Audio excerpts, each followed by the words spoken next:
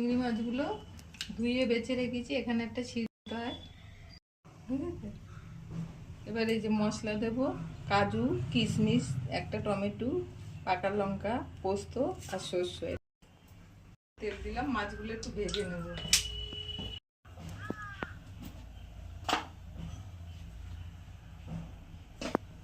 একটু লবণ দিলাম,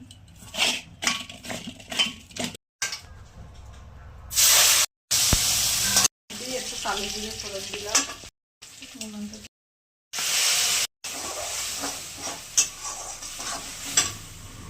দিয়ে একটু জল দিলাম, হয়ে দেবো 2 চামচ দিলাম আমি টক দই,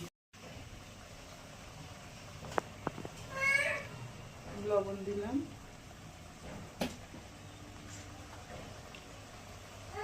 হলুদ দিলাম,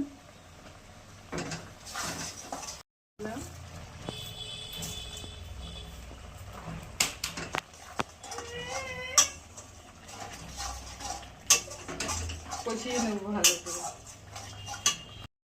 এবার জল দেবো না, একটু জলই থাকবে।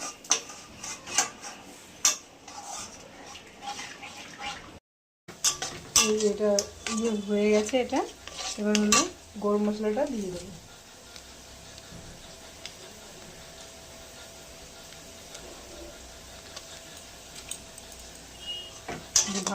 ভালো করে নাড়াচাড়া করে দেবো, নাড়াচাড়া করে নামিয়ে দেবো।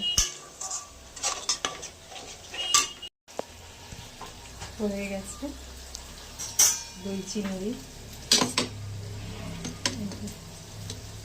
চিংড়িগুলো দেখা যাচ্ছিল না। ভিডিওটা ভালো লাগলে অবশ্যই লাইক কমেন্ট করবেন। ধন্যবাদ।